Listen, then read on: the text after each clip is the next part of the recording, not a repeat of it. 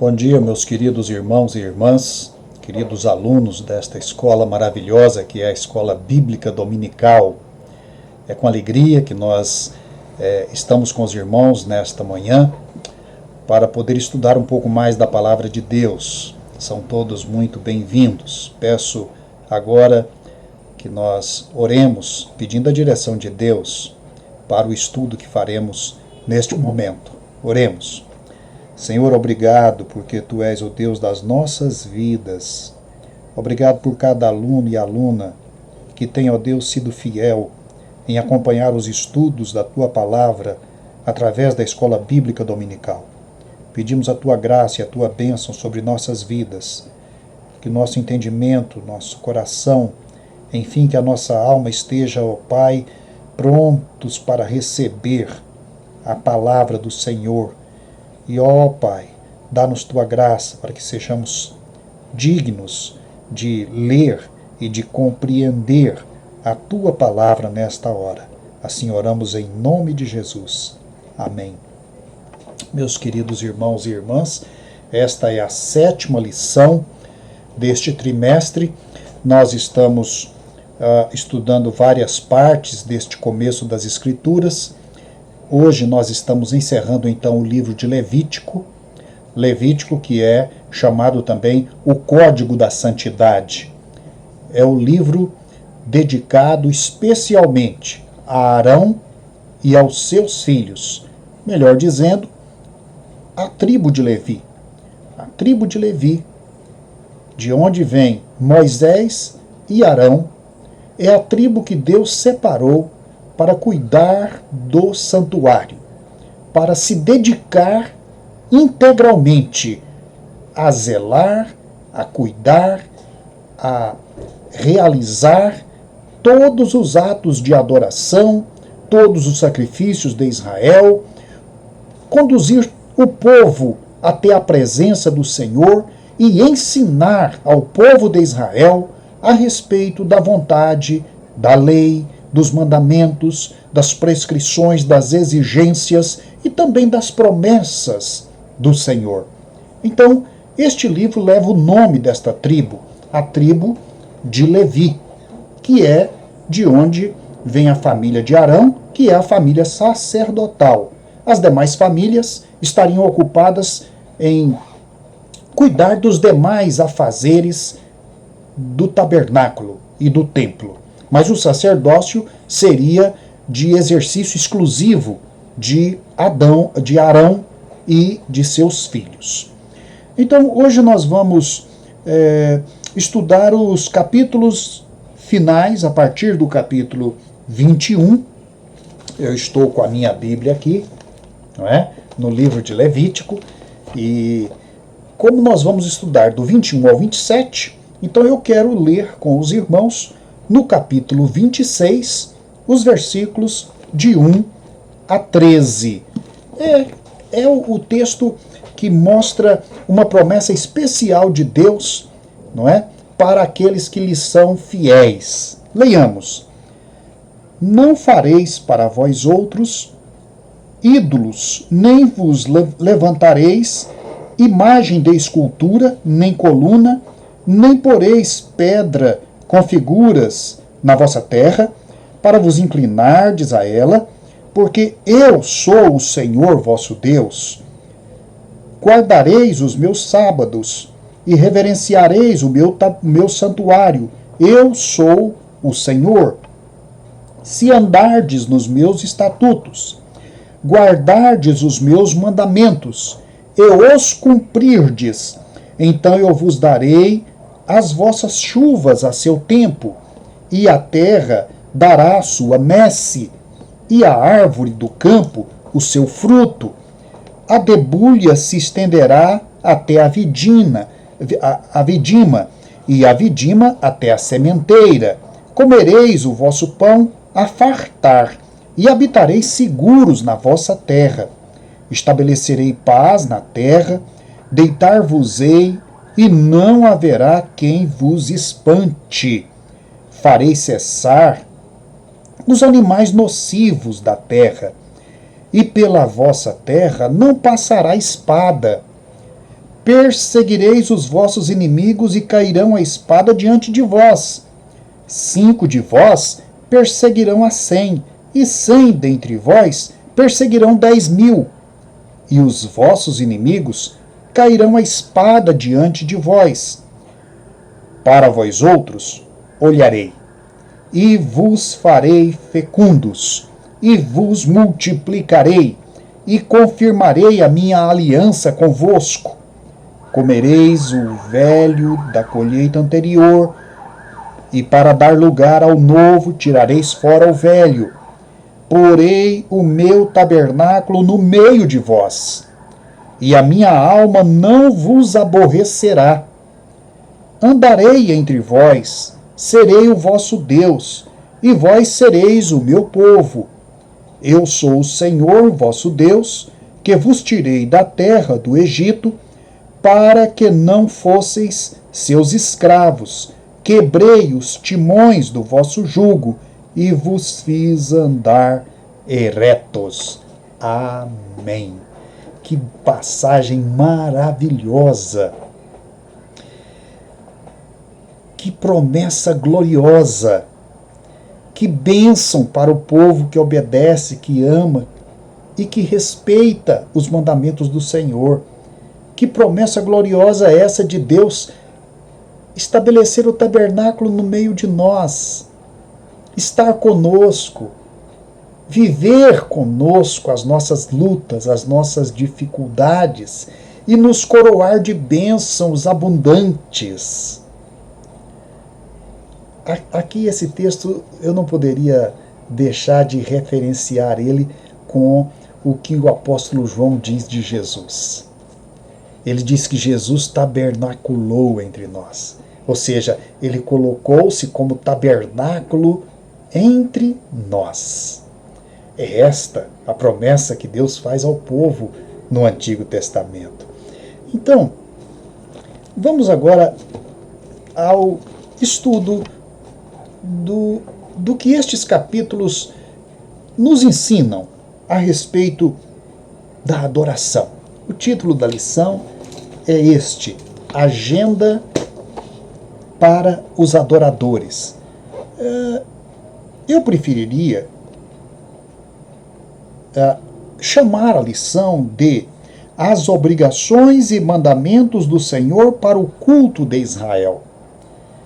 Mas é claro que a palavra agenda aqui não é totalmente despropositada, porque o texto vai falar, de fato, de uma ordenação do Senhor para a vida do culto e a vida secular do povo de Israel. Mas também ele vai falar de uma certa agenda, qual seja aquela das datas, das épocas em que o povo deveria se reunir para adorar ao Senhor. Ou seja, haveria uma agenda de culto para o povo de Israel. Pois bem, eu queria começar dizendo o seguinte: o fundamento para os mandamentos que nós encontramos aqui neste texto de Levítico é este fundamento. Ele tem uma natureza, e esta natureza deste fundamento para todos esses mandamentos e exigências de Deus é a sua força redentiva. Não nos esqueçamos disto. Deus não quer só simplesmente impor obrigações. Ele quer estabelecer uma ordem que tenha uma força redentiva junto à alma do homem. Então os mandamentos é a força redentiva de Deus para a salvação do homem. Paulo vai dizer para nós no Novo Testamento que o mandamento ele não pôde redimir, não porque fosse imperfeito ou ruim. Não, o mandamento é bom. É que o homem é fraco, é que o homem é pecador, é que o homem não se eleva até o nível de santidade que o mandamento propõe. Então, a lei, ela é justa e santa. Então, todo o conjunto de normas e obrigações visa redimir o culto e os sacerdotes do pecado e de sua imperfeição, e criar um modelo de pureza e respeito que o pecado havia corrompido. Quando o povo de Israel entrou na terra de Canaã, a recomendação do Senhor é: não compartilhem nada do povo de Canaã. Essas nações de Canaã estão absolutamente corrompidas. O culto delas é um culto de idolatria. As suas práticas são de imundície, de impureza, são de prostituição. Então, o sacerdócio apontava, sem dúvida, para a imperfeição proibida e para a perfeição exigida. Ou seja, todo esse conjunto de normas que o Senhor dá a Moisés para que ele então ensine os sacerdotes e o povo, era para que houvesse uma proibição, realmente, mas uma proibição da imperfeição. E, por outro lado, uma exigência. E que exigência? Da perfeição. O próprio Jesus vai recomendar aos seus discípulos: sede perfeitos, como perfeito é o vosso Pai que está nos céus. Deus não poderia baixar uma norma inferior à sua perfeição.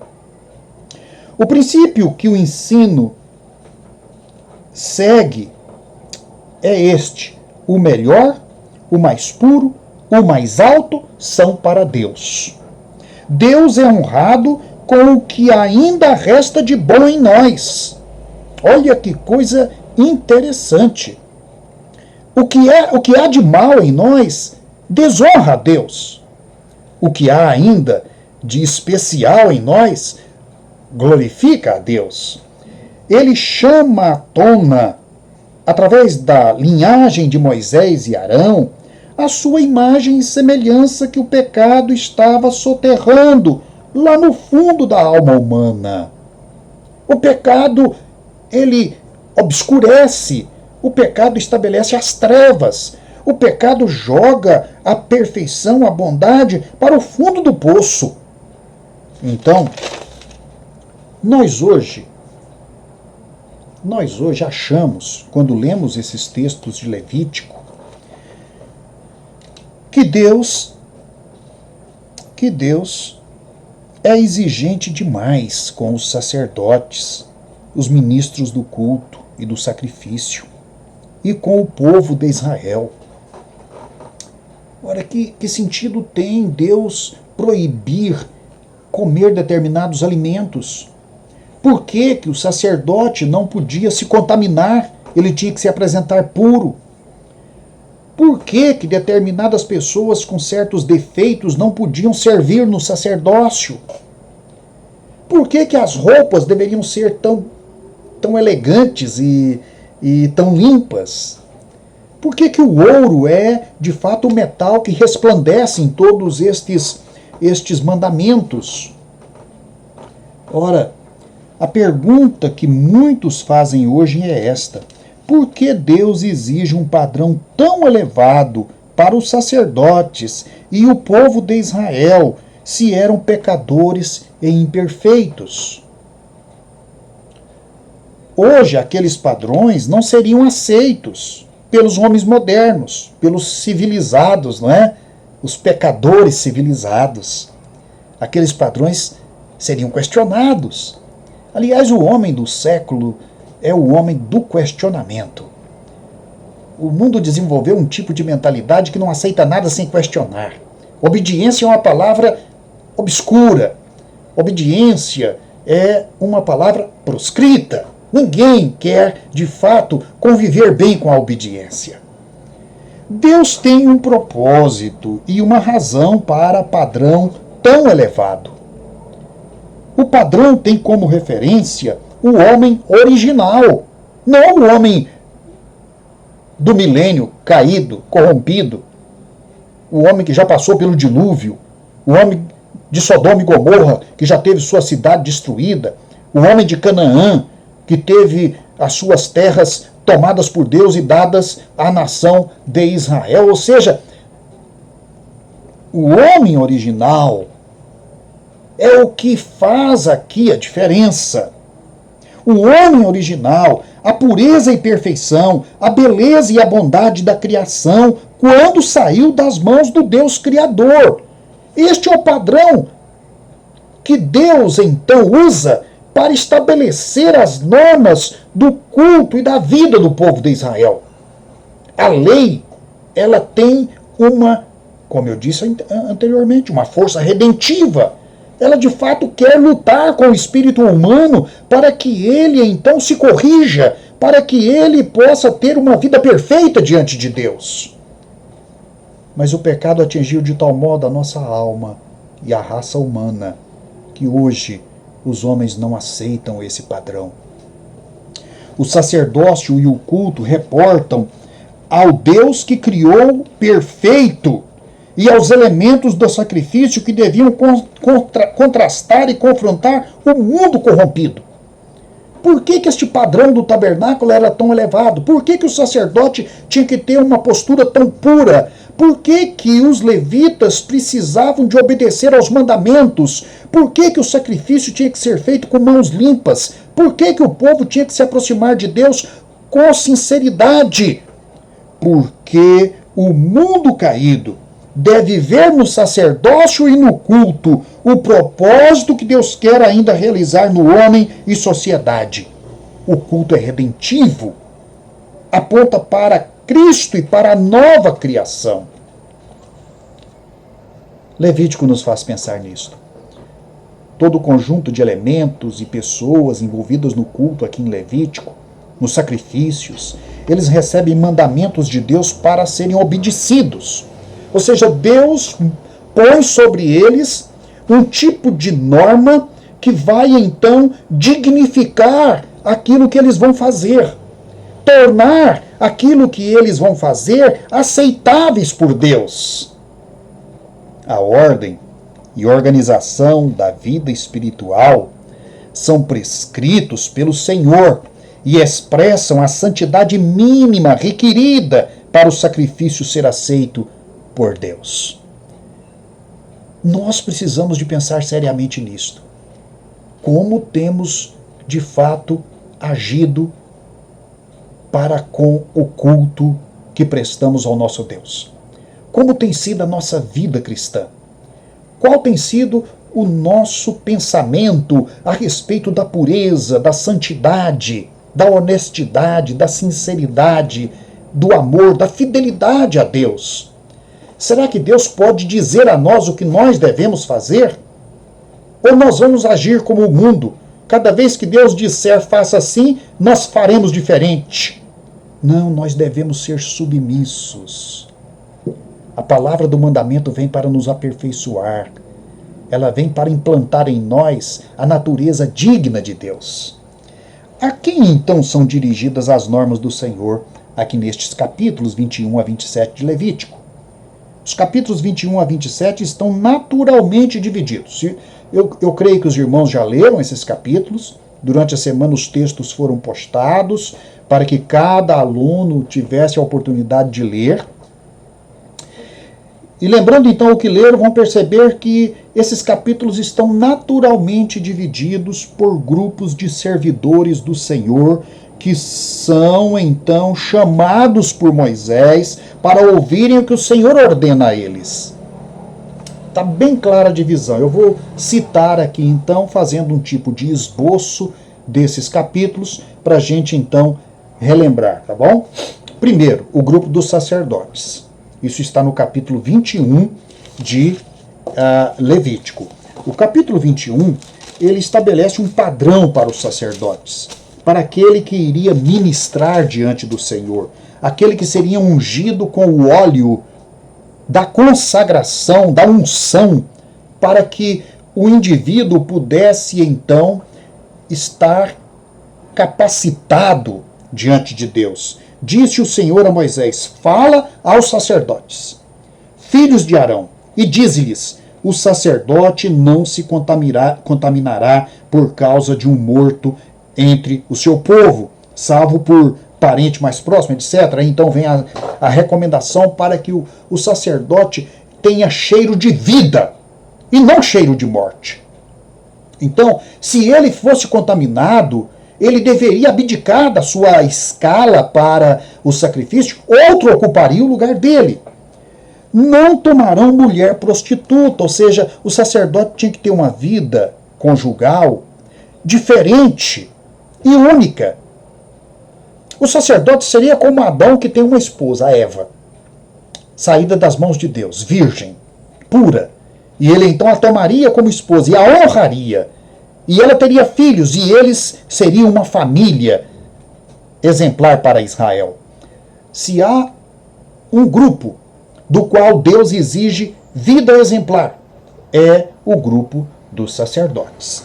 Então, este é o primeiro grupo. É claro que aqui Deus vai estabelecer também determinadas regras físicas. O sacerdote tinha que ter uma saúde exemplar. Ele tinha que ter uma compostura exemplar. Ele tinha que ter uma feição exemplar. Ele tinha que ser um tipo de modelo físico para Israel. Não é que Deus rejeitasse os que não tivessem esse nível de perfeição física. Eles não poderiam exercer o sacerdote por conta desta regra exemplificante. O sacerdote, ele deveria ser uma expressão da imagem e semelhança de Deus no homem original. O que o pecado fez com o homem depois da queda levou, de fato, a muitas deformações, a muitas deficiências, a muitas limitações. Então Deus coloca um limite aqui. Estas pessoas que tivessem algum defeito físico, elas permaneceriam na família do sacerdote, não haveria como tirá-las de lá. Elas podiam comer das coisas que os sacerdotes comiam, elas tinham ainda o lar, elas tinham a afeição, elas tinham o amor, elas desfrutariam do cuidado, elas pertenceriam a uma família maravilhosa, que era a família sacerdotal.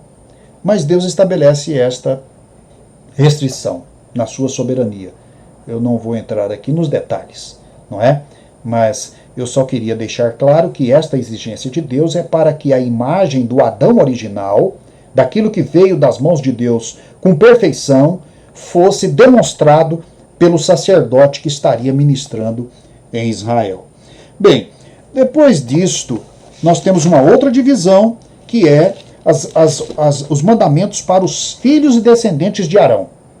Então, o sacerdote, ele vem em primeiro lugar, ele recebe os mandamentos mais pesados, digamos assim, mas também os seus filhos, que iriam ocupar de alguma maneira o sacerdócio também.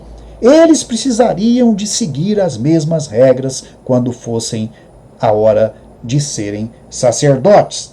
Então disse o Senhor a Moisés: dize a Arão e aos seus filhos que se abstenham das coisas sagradas dedicadas a mim pelos filhos de Israel, para que não profanem o meu santo nome. Eu sou o Senhor. Todo homem que entre as vossas gerações, de toda a vossa descendência, se chegar às coisas sagradas que os filhos de Israel dedicam ao Senhor, tendo sobre si a sua imundície, aquela alma será eliminada de diante de mim. Ou seja, lembra dos filhos de Eli? Os filhos de Eli, eles não respeitaram isso aqui. E por conta disso, eles atraíram sobre si condenação. Então, a família sacerdotal, ela é coordenada com o sacerdote aqui no Antigo Testamento. Ela é corresponsável pelo ministério aqui no Antigo Testamento. Ela é herdeira do ministério aqui no Antigo Testamento. Em terceiro lugar, terceira divisão, o povo de Israel, todos os israelitas. Os israelitas estavam implicados no culto. Ora, todo aquele manto sacerdotal foi estabelecido por Deus em função dos israelitas. Aquilo era para eles. Não fosse eles, não haveria, portanto, necessidade do sacerdócio. Ou seja, eles seriam servidos pelos sacerdotes. Será que eles estariam à altura disto? Eles deveriam também ser dignos disto? Eles deveriam também se portar com dignidade para poder receber a graça de Deus através do sacerdócio de Israel? Sem dúvida, sem dúvida. Aí, então, o Senhor dá uma palavra a Moisés, aqui no capítulo 22, verso 17, disse mais o Senhor a Moisés. Sempre os mandamentos são iniciados com esta expressão, tá? Disse mais o Senhor a Moisés. Quer dizer, o Senhor diz a Moisés, designa ele o grupo que ele deve falar, e ele vai falar, e vai então disciplinar, e vai então capacitar esse grupo para que ele obedeça ao Senhor. Fala a Arão e a seus filhos e a todos os filhos de Israel, e diz-lhes, todos os filhos de Israel, ou seja, aqui a totalidade do povo eleito, a totalidade dos filhos de Abraão, e eles deveriam atender ao chamado do Senhor. Então, os israelitas aqui são convocados como casa de Israel, ou também os estrangeiros que estavam vivendo com Israel. Olha que os mandamentos não são só para os israelitas. É que com os israelitas também haviam os que não eram israelitas. Aqueles que viviam em Israel, que partilhavam da vida de Israel, que eram domésticos de alguma família de Israel, aqueles que participavam das bênçãos do Senhor. Então eles também deveriam prestar obediência ao mandamento do Senhor. Pois bem, em quarto lugar, vem a orientação para as assembleias de Israel. Estas assembleias de Israel, elas são uma convocação santa. O primeiro era o sábado. O sábado era o dia estabelecido por Deus para descanso e adoração ao Senhor. No sábado ninguém poderia fazer qualquer serviço. O sábado não era para o homem. O sábado era para o Senhor. O sábado era para o testemunho, era para a adoração, era para o louvor, é para o descanso. O descanso do homem, o descanso dos animais, o descanso da terra. Isso semanalmente. Então isso é ponto pacífico. Agora então, as celebrações anuais. Ao todo 7. 7 celebrações ao longo do ano. Veja que através disso Deus está organizando o calendário anual de Israel. Eu acho que por isso talvez o autor quis chamar de agenda, não é? Porque na verdade o ano de Israel está sendo aqui programado por Deus. Eu não vou entrar em detalhes a respeito do calendário de Israel, porque, olha, o calendário de Israel é complexo, bastante complexo. O calendário de Israel, ele exige que pessoas se dediquem aos cálculos para poder estabelecer as datas nas ocasiões e nos dias certos, porque as datas são variáveis. Elas se deslocam de um ano para o outro. Então, mas as festas são fixas, são elas: a Páscoa, aquela que foi estabelecida no Egito, as primícias, que era a festa da colheita, aquela festa dos primeiros frutos que se colhe na terra, a começar pelos primeiros frutos que os israelitas colheriam na terra prometida. Eles entrariam na terra prometida e eles já teriam a fartura à disposição deles. Eles já teriam ali, por Deus, providenciado a colheita. Eles já estariam colhendo, não é? Depois o dia da expiação. O que é o dia da expiação? É o dia em que o sacerdote vai oferecer a Deus o animal que será, então, aquele que levará o pecado das famílias de Israel. Simbolicamente, claro, simbolicamente. Isso aí apontando para Cristo, o Cordeiro de Deus que tira o pecado do mundo. Depois teria a festa dos tabernáculos. Essa festa é muito interessante, primeiro porque ela era obrigatória. Todo israelita estivesse onde estivesse, ele deveria, durante essa festa, se dirigir a Israel para morar, para viver numa tenda, para lembrar o tempo do deserto. Deus não queria que a nação esquecesse do deserto. porque a referência do deserto era instrutiva para que o povo de Israel estivesse sempre lembrando que a realidade que viviam agora, morando na Terra Prometida, era muito superior e melhor do que aquilo que sofreram no deserto, do que perderam no deserto, dos familiares que morreram no deserto, da fome, da sede, das labutas. Nós temos que ter o passado como referência para a nossa vida presente e para o futuro, para entendermos que Deus é um Deus que nos acompanha, é um Deus que age em nossa vida, é um Deus que nos dá um presente, ou melhor dizendo, nos dá o presente e o futuro de presente. Pois bem, estas festas, todas elas são prescritas por Deus. Festa aqui no sentido bem especial. É festa porque é uma celebração, mas não é mundana. É festa porque é alegria, mas não é secular. Aqui eram celebrações para serem realizadas perante o Senhor. Aqui era a expressão da gratidão do povo para celebrar perante o Senhor a alegria de serem o povo do Senhor.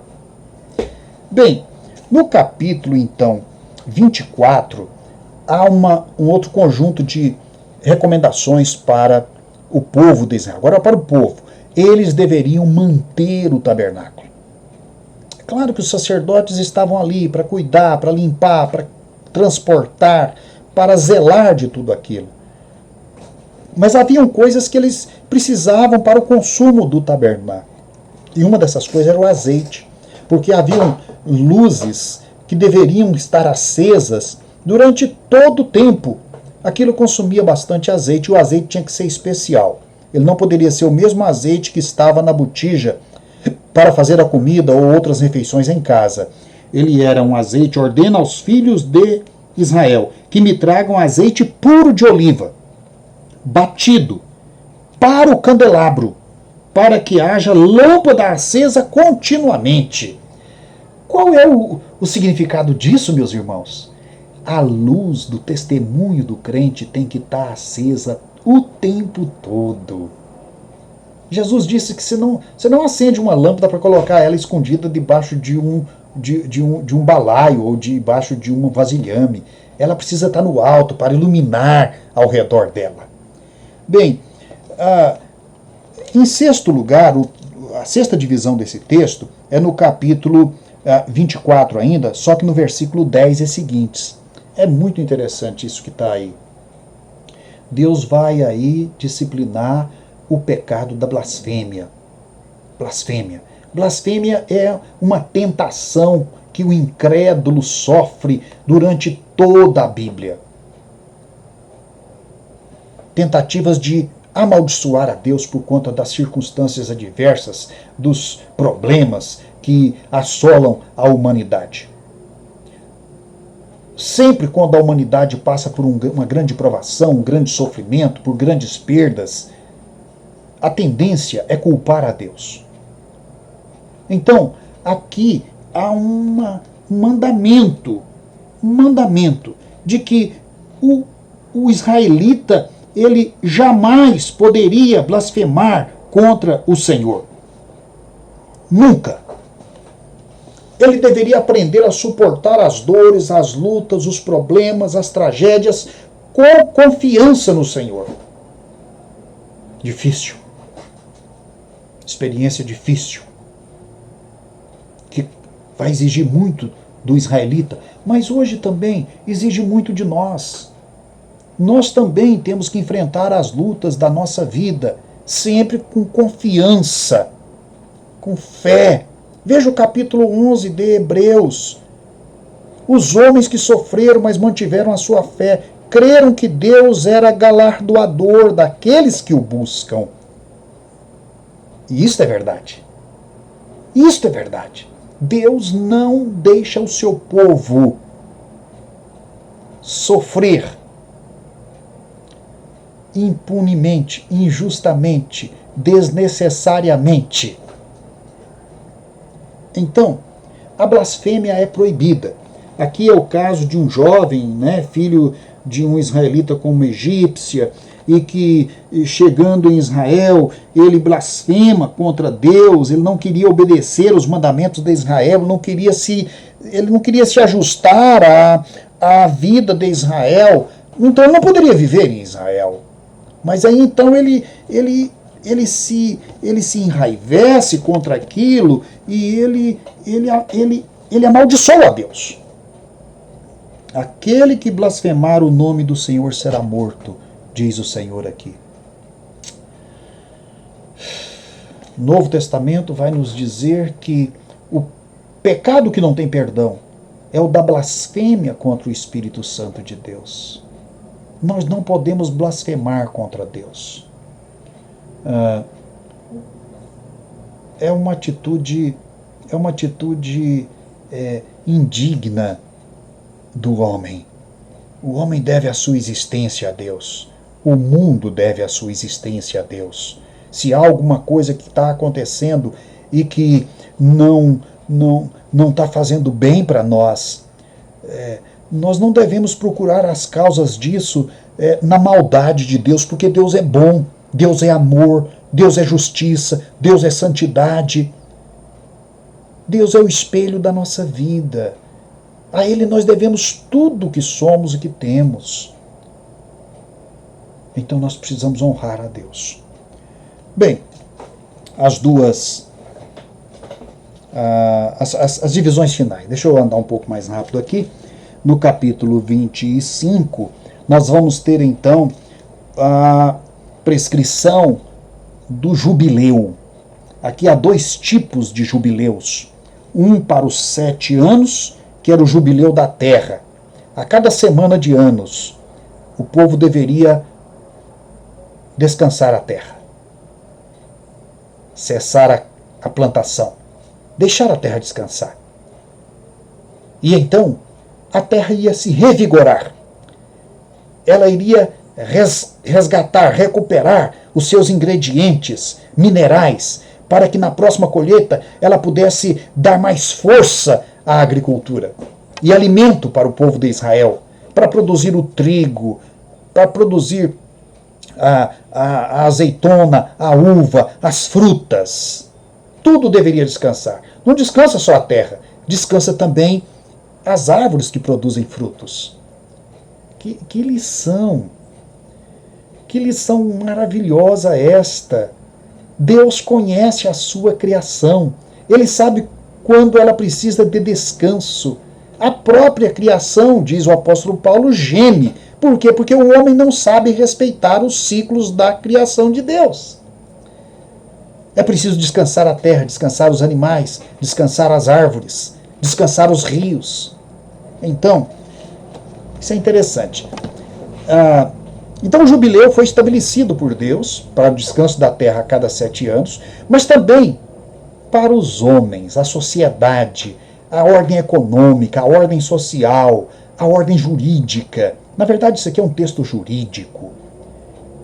Ele estabelece que a cada 49 anos, todos os títulos de propriedade, sejam propriedades de terra ou propriedades de animais ou de homens, seria zerado.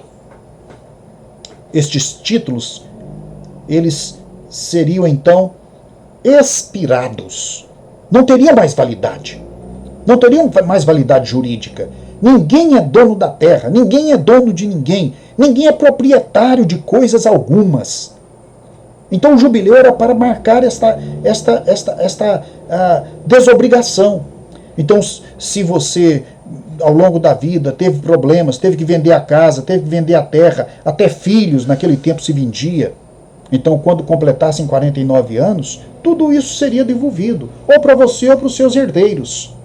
Todas as coisas voltariam a estaca zero. É assim que Deus estabelece a justiça social.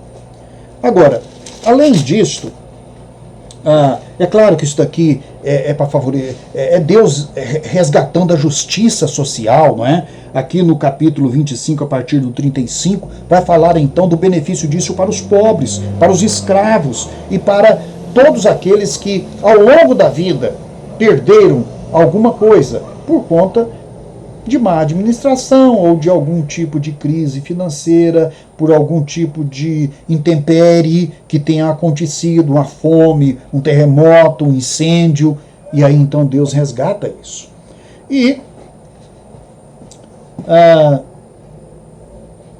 a oitava divisão está no capítulo 26, que é onde Deus estabelece as consequências da obediência e da desobediência. Olha que a vida ela é dividida entre obediência e desobediência a Deus. Deus tem sempre para a sua criatura a regra certa, a mais saudável, a regra mais perfeita, a regra mais justa para o ser humano. Deus é o Senhor da justiça. Deus estabelece regras justas. Deus conhece a natureza humana, conhece o seu corpo, a sua alma. Deus conhece a sua realidade. E então, ele estabelece que o melhor é obedecer, porque o pior é desobedecer. A obediência traz bênçãos, a desobediência traz maldições. Então, todo o capítulo 26 é a prescrição divina a respeito dos benefícios da obediência. Ou seja, na verdade, aqui está uma ética. Uma ética que modernamente ela tem sido chamada de consequencialista. Ou seja, a vida humana é regida por suas consequências. E Deus é capaz de ver de antemão quais são as consequências benéficas e quais são as consequências maléficas. As consequências benéficas estão do lado daquele que anda com o Senhor, que obedece, que respeita a regra do Senhor, que entende que Deus estabelece aquilo que é verdade, que é justiça, que é maravilhoso. Agora, o pecado, ele desvirtua, ele traz sofrimento, ele traz derrota, ele traz a dor e a morte. E por último, a nona divisão, que é a questão dos votos. Olha, essa questão dos votos sempre mexeu com a vida do povo de Israel. Porque essa questão dos votos, ela está relacionada com as promessas que eu faço para Deus, com aquilo que eu consagro a Deus, com aquilo que eu prometo dar a Deus. Ora, o Novo Testamento diz que é melhor que não votes do que votar e não cumprir. Não é? Jesus Cristo proibiu o juramento. O juramento é alguma coisa acima do voto. O voto está no nível ainda da temporalidade, não é? No nível daquelas coisas que eu acho que poderei fazer no futuro. O juramento você faz e não pode voltar atrás, é sob pena da sua própria vida. Por isso Jesus disse, não jureis. Você não tem domínio sobre a sua própria vida. Portanto, você não pode comprometê-la no juramento. A respeito dos votos, então, eu tô até sugerindo aqui os negócios com Deus. Você faz negócios com Deus, como Jacó. Se o Senhor for comigo, então eu prometo dar o dízimo de tudo. Muitas vezes a gente falha nos votos com o Senhor. A gente falha naquilo que prometemos dar ao Senhor. E o que fazer então? Então este capítulo 27 é o capítulo em que Moisés vai orientar o povo, o sacerdote, a respeito desses problemas. Você prometeu a Deus um animal, depois no final não tem condição de dar o animal, ou então aquele animal para você é importante, você quer resgatar aquilo e substituir por outra coisa. Então há uma coisa interessante. Vamos supor que o homem prometeu ao Senhor um boi, não é? Um boi. Aquele bezerro nasceu, está crescendo, promete ser um boi, um bom reprodutor, mas ele prometeu ao Senhor sob o sentimento de que se o Senhor abençoasse todo o seu rebanho, então aquele bezerro ele daria ao Senhor. Mas aí quando chega o bezerro na idade já adulta, ele percebe que aquele bezerro, puxa, ele é tão bonito, ele promete ser um reprodutor tão tão fértil, eu acho que eu não vou dar esse bezerro agora para o Senhor, não vou dar esse touro para o Senhor. Aí ele vai ao sacerdote.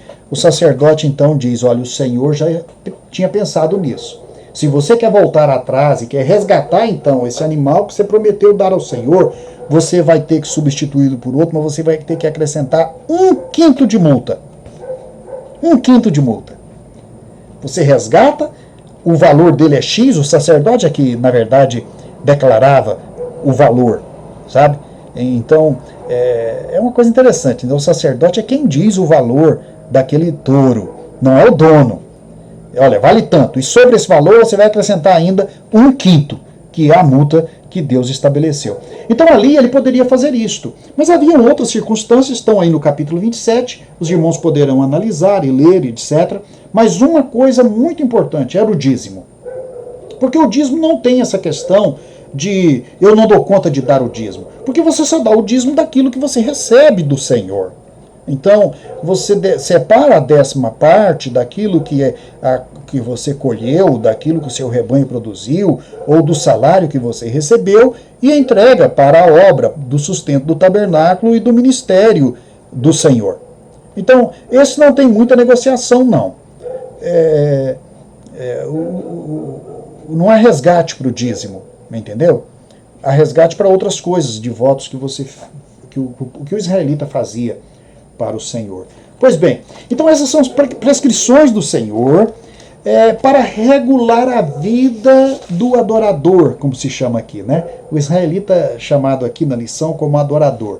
Eu estou aqui preferindo chamá-lo de aquele que é eleito do Senhor. Ele foi separado pelo Senhor para um propósito. Ele pertence a uma nação que foi criada por Deus para servir a Deus, a nação sacerdotal. É um povo santo, separado, para testemunho de todo mundo. Então, o livro de Levítico e as prescrições de Deus no Levítico, elas representam o que Deus requer do seu povo para que eles